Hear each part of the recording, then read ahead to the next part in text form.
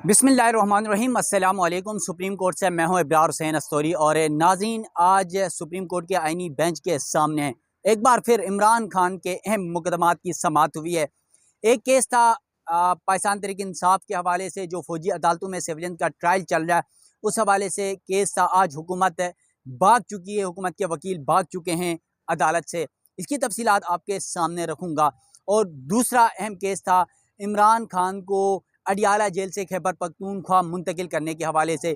इस मामले में क्या डेवलपमेंट हुई आईनी बेंच के सामने, उसकी तफसीलात भी आपके सामने रखूँगा। इसके अलावा एक और अहम मुकदमा है पाकिस्तान तहरीक इंसाफ के लिए, ये समझ लें कि डू एंड डाई की सिचुएशन वाला मुकदमा है। 9 मई के हवाले से जो पिछले साल का वाक़या था, 9 मई में जो फौजी तनसीबात पर हमले का मामला था, जिस पर ये तमाम गिरफ्तारियाँ हो चुकी हैं, उस पर इमरान खान की जानिब से सुप्रीम कोर्ट में एक दरख्वास्त दायर की गई थी, जुडिशल कमीशन बनाकर इसकी तहकीकात की जाए। इस मुकदमे की समाअत में आज पाकिस्तान तहरीक इंसाफ को बड़ी कामयाबी मिली है और ये इम्पॉर्टेंट मुकदमा है। इस तमाम तर मुकदमात की आईनी बेंच के सामने जो तफसीलात हैं वो आपके सामने रखूँगा। नाज़रीन, तफसीलात में जाने से पहले आपसे रिक्वेस्ट है, मेरा यूट्यूब चैनल ज़रूर सब्सक्राइब कीजिएगा। खास तौर पर बेल आइकन आपने ज़रूर दबाना है, ताकि सुप्रीम कोर्ट से रोज़ाना की बुनियाद पर मैं जो नई वीडियोज़ करता हूँ वो आप तक पहुँच सके। नाज़रीन, चलते हैं अपनी वीडियो की तफसीलात की तरफ। कल हमने आपको बताया था फौजी अदालतों में सिविलियन के ट्रायल के हवाले से केस की समाअत में क्या कुछ हुआ था।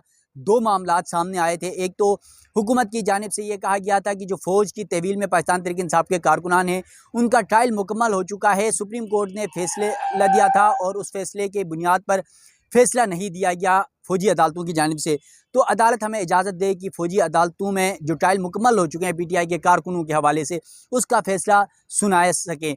अदालत ने हुकूमत की यह इस्तदा मुस्तरद कर दी है और खासतौर पर जस्टिस मुर्शद इलाही ने कहा, अगर वहाँ पर फैसला सुना दिया तो फिर हमारे पास पीछे रह क्या जाएगा। एक ये मामला था। फिर दूसरा, पाकिस्तान तहरीक इंसाफ की जानिब से ये मौक़िफ़ रखा गया था कि 26वीं आईनी तरमीम जो जवाद ख्वाजा साहब पे 20,000 रुपये जुर्माना भी इस बुनियाद पर हुआ, साबिक़ चीफ जस्टिस हैं, और उन्होंने कहा कि 26वीं आईनी तरमीम के केस का पहले फैसला हो जाए, उसके बाद फिर ये जो फौजी अदालतों में सिविलियन के ट्रायल से मुतल्लिक़ केस है ये सुना जाए। तो आज तक इस समाअत को मुलतवी हुई थी। आज इस केस की समाअत जब आगाज़ हुआ तो एडिशनल अटॉर्नी जनरल की जानिब से अदालत से समाअत मुलतवी करने की इस्तदा की गई। एडिशनल अटॉर्नी जनरल आमिर इमान ने कहा, हुकूमत के वकील हैं ये, कि वज़ारत दिफा के वकील ख्वाजा हारिस जो हैं वो बीमार हैं और ख्वाजा हारिस साहब के मैदे में तकलीफ है, इसलिए वो पेश नहीं हो सकते, बल्कि वो कमरे से बाहर भी नहीं आ सकते। इस तरह की क्रिटिकल सिचुएशन है और अदालत से रिक्वेस्ट है कि कल तक समाअत मुलतवी कर दें, ताकि वो कल तक बेहतर हो जाएंगे। और उन्होंने मुझे फ़ोन करके भी कहा है कि वो कल तक जो है बेहतर हो जाएंगे तो समाअत में पेश होंगे। फिर अदालत ने कहा, चलें ठीक है, कल नहीं परसों तक समाअत मुलतवी कर देते हैं। इस समाअत के दौरान बड़ी दिलचस्प मौक़िफ़ रखा था बैरिस्टर एतजाज़ हसन के वकील हैं लतीफ़ खोसा साहब। उनकी जानिब से ये कहा गया कि जो फ़ौज की तहवील में ज़ेर हिरासत अफराद हैं, उनको आम जेलों में मुंतकिल की जाए। लतीफ़ खोसा की ये दरख्वास्त आईनी बेंच ने मुस्तरद कर दी और लतीफ़ खोसा ने कहा कि जेलों में कम से कम मुलाकातें तो हो सकती हैं। जस्टिस अमीनुद्दीन खान जो आईनी बेंच के सरबराह हैं, उन्होंने कहा कि मुलाकात के हवाले से अटॉर्नी जनरल पहले भी यकीनदानी करवा चुके हैं, इस हवाले से अब कोई मामला सामने नहीं आ रहा है।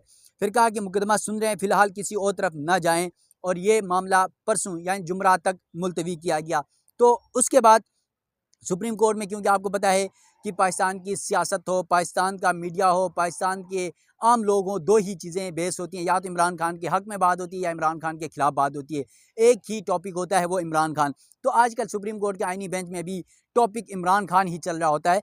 तो आज इमरान खान के हवाले से तौहीन अदालत की एक हुकूमत की दरख्वास्त थी, उस पर भी समाअत हुई है। ये दरख्वास्त याद हो तो आपको, जो मई था, 25 मई 2022 में डी चौक में पाकिस्तान तहरीक इंसाफ ने एहतजाज किया था, उसके हवाले से तौहीन अदालत की दरख्वास्त दायर की गई थी। तो जस्टिस अमीनुद्दीन खान ने हुकूमती वकील से कहा, क्या हुकूमत इस केस को चलाना चाहती है?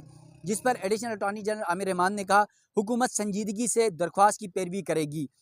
इसके अलावा कहा कि इमरान खान ने 25 मई के लॉन्ग मार्च में अदालती हुक्म की खिलाफ वर्जी की। जस्टिस अमीनुद्दीन खान ने कहा, अगर अदालत ने नोटिस किया तो इमरान खान को यहाँ पेश करना होगा। ये सबसे बड़ा मसला था, सबसे बड़ा पॉइंट था कि अगर हुकूमत इस केस को चलाना चाहती तो फिर इमरान खान को सुप्रीम कोर्ट में पेश किया जाएगा। यानी एक बार फिर इमरान खान सुप्रीम कोर्ट में पेश होने जा रहे हैं और हलचल मचेगी। आपको पता है, या तो वीडियो लिंक के ज़रिए होंगे या फिर वो बराह रास्त होंगे। तो मुमकिन है वीडियो लिंक के ज़रिए ही इस केस में वो पेश हो सकते हैं, अगर हुकूमत इस केस को आगे लेकर चलेगी तो। फिर जस्टिस अमीनुद्दीन खान ने कहा कि एडिशनल अटॉर्नी जनरल को इस हवाले से आप हुकूमत से हिदायत लेकर अदालत को आगाह करें। जस्टिस जमाल मंदोखेल ने कहा, तौहीन का मामला अदालत और तौहीन करने वाले के दरमियान होता है, आप क्यों जज्बाती हो रहे हैं। हुकूमती वकील को कहा, अदालत आपको रास्ता दिखा रही है। इस दौरान सलमान अकरम राजा, जो पाकिस्तान तहरीक इंसाफ के सेक्रेटरी जनरल भी हैं और वकील हैं, उन्होंने कहा कि इमरान खान की जानिब से जवाब जमा करवा दिया है हमने, और अदालत का ज़बानी हुक्म बानी PTI यानी इमरान खान तक नहीं पहुँच सका है। तो सलमान अकरम राजा ने मजीद कहा कि मोबाइल सर्विस की बंदिश के बायस वकला का राबिता भी नहीं हो सका, जिस पर जस्टिस मुसरत इलाली ने कहा, क्या इमरान खान को नोटिस हुआ। जिस पर सलमान अकरम राजा ने कहा, जी बिल्कुल नोटिस मौसूल हुआ था, इसी वजह से तो ही इमरान खान का जवाब सुप्रीम कोर्ट में जमा करा दिया है। आईनी बेंच ने समाअत गैर मुय्यना मुद्दत तक मुलतवी कर दी है। इसके अलावा इमरान खान का जो अहम मुकदमा था आज, वो था 9 मई के वाक़यात के हवाले से, जिस पर फ़ौजी तनसीबात पर हमले के इल्ज़ामात हैं, जिसकी बुनियाद पर 105 अफराद फ़ौज की तहवील में थे, जिसमें से 20 रहा हो गए, 85 अभी भी फ़ौज की तहवील में हैं। तो 9 मई के इल्ज़ामात के ऊपर जो है इमरान खान ने सुप्रीम कोर्ट में एक दरख्वास्त दायर की थी कि इसकी जुडिशल कमीशन बनाकर इंक्वायरी की जाए। तो ये इस दरख्वास्त पर रजिस्ट्रार ऑफिस की जानिब से एतराज़ात लगाए गए थे कि ये बुनियादी हुकूक का मामला नहीं आता। तो उस पर आज आईनी बेंच ने इमरान खान की दरख्वास्त पर जो रजिस्ट्रार ऑफिस के एतराज़ात थे वो ख़त्म कर दिए हैं, और रजिस्ट्रार ऑफिस को इस दरख्वास्त पर नंबर लगाकर दोबारा समाअत के लिए मुकर्रर करने की हिदायत की गई है। आज इमरान खान की जानिब से उनके वकील हामिद खान अदालत के सामने पेश हुए। हामिद खान ने कहा, 1.5 साल हो चुका है, पता करा लें कि 9 मई को हुआ क्या था, असल हक़ाइक़ क्या थे। फिर उन्होंने कहा कि मुल्क में गैर एलानिया मार्शल लगा हुआ है, एहतिजाज करने पर फ़ौज तलब की जाती है। जस्टिस मुसरत इलाली ने कहा कि कहा कि मार्शल में वो खुद आते हैं, तलब नहीं किए जाते। यानी मुसरत इलाली का ये चुटकुला था कि जब फ़ौज ने मार्शल लगाना होता तो फिर कोई बुलाता नहीं है, बल्कि वो खुद आ जाती है। इसके अलावा जस्टिस मोहम्मद अली मज़हर ने कहा, फ़ौज तो आर्टिकल 245 के तहत तलब होती है, अगर आप उसे मार्शल कहते हैं तो फिर आर्टिकल 245 यानी आइन का जो आर्टिकल है उसको भी चैलेंज करें। जस्टिस जमाल मंदोखेल ने कहा, आप मार्शल कहकर स्वीपिंग स्टेटमेंट दे रहे हैं, क्या किसी अथॉरिटी का कोई ऐसा हुक्म मौजूद है जिसे आप चैलेंज कर रहे हैं। जिस पर वकील हामिद खान ने कहा, 9 मई के बाद सैकड़ों FIRs हुई, यानी PTI के कारकुनों के खिलाफ, एक पार्टी को दीवार से लगाया गया। जस्टिस जमाल मंदोखेल ने कहा वकील हामिद खान से कि आपने क्या इस मामले पर हाई कोर्ट से रुजू किया या नहीं किया। जिस पर वकील हामिद खान ने कहा, यह किसी शोबे का नहीं बल्कि पूरे मुल्क का मामला है, इसीलिए हमने सुप्रीम कोर्ट में दरख्वास्त दायर की है। वकील हामिद खान ने कहा, रजिस्ट्रार ऑफिस एतराज़ लगा रहा है कि अवामी मुफाद का मामला है ही नहीं। जिस पर जस्टिस अमीनुद्दीन खान ने कहा कि आप ठोस वजह बताएं, बादिल नज़र में तो रजिस्ट्रार ऑफिस के एतराज़ात दूर नहीं होने चाहिए। वकील हामिद खान ने कहा, आप एतराज़ात दूर करके मेरिट पर सुने, मैं अदालत को मुतमईन करूँगा। अदालत की जानिब से रजिस्ट्रार ऑफिस के एतराज़ात ख़त्म कर दिए गए, और फिर कहा गया कि केस दोबारा लगने पर आपको हमें उठाए गए सवालात पर मुतमईन करना होगा। जस्टिस अमीनुद्दीन खान ने यह सवाल उठाया, और फिर रजिस्ट्रार ऑफिस के एतराज़ात ख़त्म करते हुए इमरान खान की इस दरख्वास्त को नंबर लगाने और केस को समाअत के लिए मुकर्रर करने की हिदायत कर दी गई है। यकीनन इस केस से जुड़े बहुत सारे अवामिल हैं। पाकिस्तान तहरीक इंसाफ पर जो इल्ज़ाम है 9 मई के वाक़यात पर, जो फ़ौजी तनसीबात पर हमले किए गए, उसके हवाले से बहुत सारे लोग गिरफ्तार हैं, और 9 मई के बाद पाकिस्तान तहरीक इंसाफ को किस तरह दीवार से लगाया गया, तो यकीनन ये मामला इंतहाई अहम है। इसके अलावा एक और मुकदमा था सुप्रीम कोर्ट के अंदर इमरान खान का ही। हर तरफ इमरान खान ही है, आपको पता है, आईनी बेंच के सामने भी इमरान खान की अडियाला जेल से खैबर पख्तूनख्वा मुंतकली करने का ये मामला था, और आईनी बेंच ने शेरी कयूम खान की जानिब से यह दरख्वास्त दायर की गई थी, और शेरी कयूम खान पर आईनी बेंच ने 20,000 रुपये जुर्माना करके ये दरख्वास्त खारिज कर दी। जस्टिस मोहम्मद अली मज़हर ने कहा कि इमरान खान को कोई मसला हो तो खुद दरख्वास्त देंगे।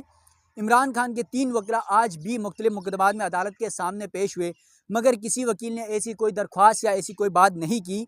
फिर जस्टिस जमाल मंदोखेल ने कहा, कैदी के अहलखाना यानी इमरान खान के अहलखाना या वो खुद ऐसी दरख्वास्तें दे सकते हैं, कोई भी कैदी हो तो इस तरह की दरख्वास्त दे सकता है।